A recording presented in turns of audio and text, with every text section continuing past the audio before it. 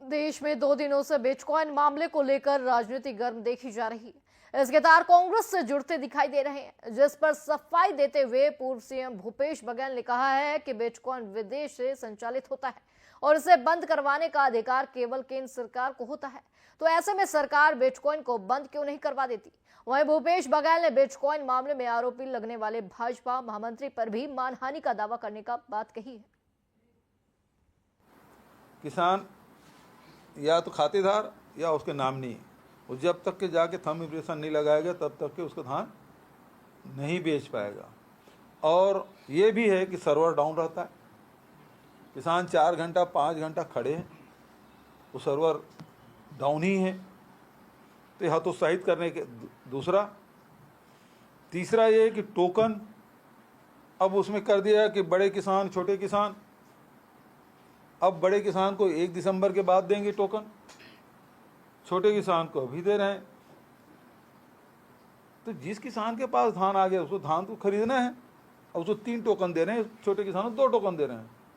तो जिसके पास धान तैयार है उसको टोकन क्यों नहीं दे रही सरकार।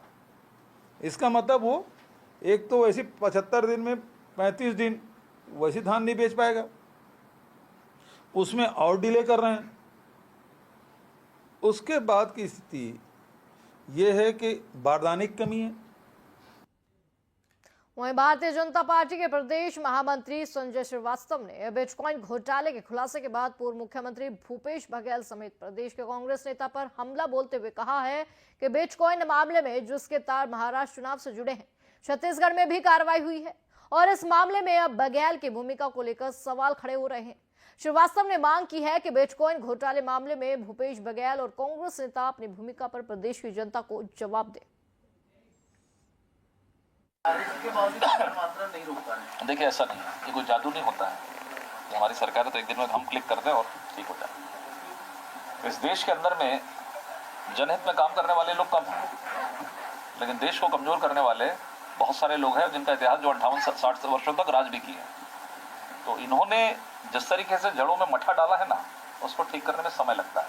और वही चीज मैंने कहा कि जो अपराधी वाला विषय लॉ एंड ऑर्डर है, ये 5 साल में इन्होंने स्थापना की ऐसे अपराधियों की, जिसकी चुनौती बीजेपी के सामने है और हम उसको सामना कर रहे हैं।